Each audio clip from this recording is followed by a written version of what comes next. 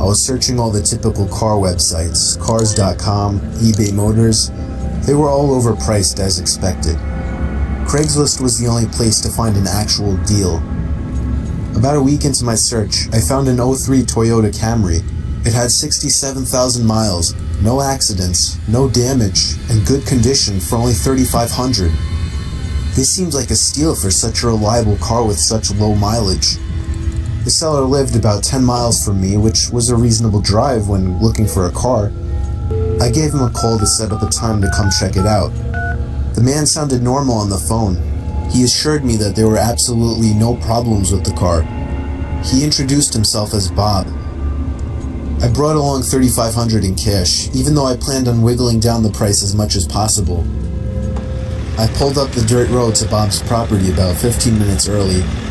It was a tiny little house with a decent-sized property, only because I was a bit far from the nearest neighbors. The garage was open, so I walked over to see if anybody was inside, but except for an unusual amount of car parts, it was empty. The car was nowhere in sight.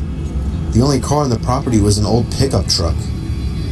I went over to the front door to check the house numbers. It was the right address. The doorbell button was missing, so I knocked on the front door. I knocked for exactly 5 minutes before deciding to give the man a call. So I dialed his number and I heard the sound of a cell phone ringing from inside the house. I was extremely confused at this point. Now I knew I had the right house. I didn't understand why, if he was home, why he wasn't answering.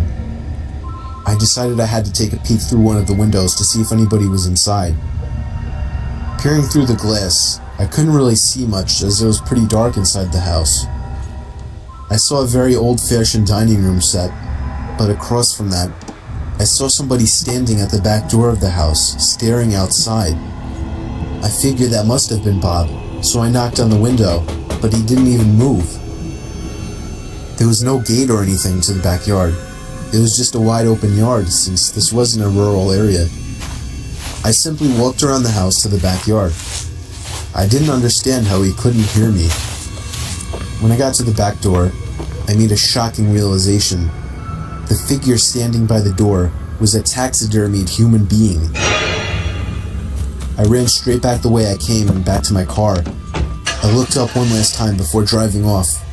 The blinds to the window I had peeked into had been shut, but I could see 2 of the blinds bent open. Somebody was at that window watching me. You can probably guess I had the gas pedal to the floor the whole way home. The whole situation still makes no sense. All the car parts, the fact that there was no Toyota Camry, the taxidermied human being, the fact that there was no car there leads me to believe that whoever that man wasn't planning on selling me anything. And that also leads to the disturbing thought that I was very close to becoming a lifeless statue staring out that man's back door.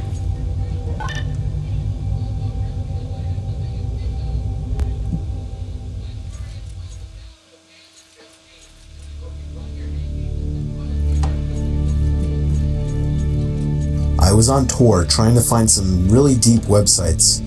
I was in a chat room where people normally shared links to deeper websites and weird pictures and videos, commonly illegal pornography. Some guy named Vintage XXX posted a link without describing what it was. I clicked on it and it took me to a black screen where a big video box eventually popped up with a play button. The video thumbnail was a dark room only lit by a TV screen. Out of curiosity, I clicked play and began to hear the sound of TV static in the background as lines of static slowly swam down the video screen. There was no seek bar in this video. Then I noticed something slowly begin to emerge from behind the wall. It was a figure dressed in all black with some kind of black mask on as well. I started to suspect it was a jump scare video, and I thought I was right when the figure leaped out and ran to the screen in less than a second. It still got me even though I was expecting it, but then it got strange. The person had their face in front of the screen, slowly moving around as if he could see me and was observing me. Then I heard a crackly, demonic voice say something. It came from the video. It repeated itself, and I could make the phrase out to be, "Ask me something." I was really confused. I tried typing something, but there was nowhere to enter text. Then he said, "No, not the keyboard. Say something." I felt my heart punch the inside of my chest as he said this. I opened my mouth and mumbled the words, "You can hear me?" It responded with, "Yes." I was uncomfortable now. I thought it was a video. I pressed pause, but it didn't do anything. He said, "Don't try to leave. I want to talk." I tried moving the mouse to the exit button, but the mouse was frozen. In fact, none of the keys were responding on my keyboard.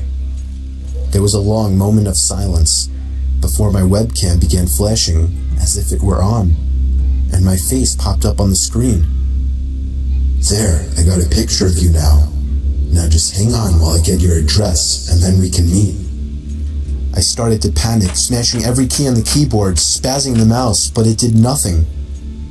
I had my finger on the power button, but it also didn't do anything. The computer wouldn't turn off.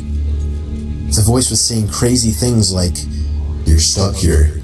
I will find you. Don't even bother." I snatched the screwdriver sitting on my desk, unscrewed the 4 screws on the bottom of my laptop, and took out the battery. The computer finally turned off. I was gasping for air as if I just ran a marathon. My heart was pounding 5 times as fast as it should have.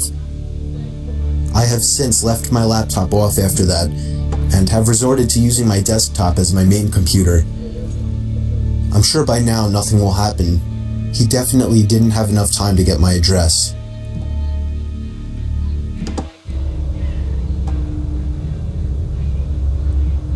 It was very common for me to be home alone at night, as I only lived with my dad, and his shifts would constantly shift from days to nights. This happened around the time my dad was doing night shifts. I would stay up really late on these nights watching movies. It's always taken me a long time to fall asleep, so after turning off the TV to go to sleep, I probably laid there for a good half hour. Then I heard a toy fall over in my toy closet. It was nothing too suspicious, but it still creeped me out. But then the doorknob to my closet started to wiggle, until finally unlocking the door. I hid under my covers, not making a sound. It was strangely quiet for a good 2 minutes, so I finally peeked my head out of the covers. There was a figure standing next to my bed, looking down at me. I screamed at the top of my lungs and began hugging the wall behind me. The figure looked out the window and then just walked away out of the room. I stayed in that position for like an hour before checking if he was really gone. The front door was left wide open, so it seemed he had left. I didn't get a minute of sleep that night.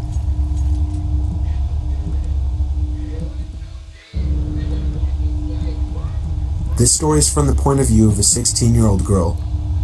I used to have a boy living next door to me that was obsessed with me. His name was Joey.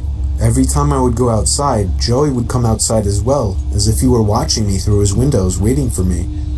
He was 17 and very weird, and he didn't seem to have any friends, as he was always home. I tried to give every sign possible that I didn't like this guy, but he wouldn't get the message. So I had to finally just tell him one day that I don't like him and to leave me alone. The look on his face that day is something that won't leave me. It was the kind of angry look a toddler gives their parents when they can't have a toy. Coming from a 17-year-old, that's much more disturbing. One night, my parents left me to watch the house. I was working on a school project when I felt my bed shift a little bit. I looked under my bed. I screamed as I saw Joey laying under my bed. I ran away while he tried to crawl out from under my bed. I ran to his house and rang the bell at least 10 times, telling his parents about it when they opened the door. Joey never came out of my house, so I called the police. His parents begged me not to, but I ignored them. The police found him still in my room and arrested him. Apparently, he admitted this wasn't the first time he had hid under my bed. They also found pictures of me scattered across his room. The most disturbing one was of me sleeping, and it was taken from inside my room.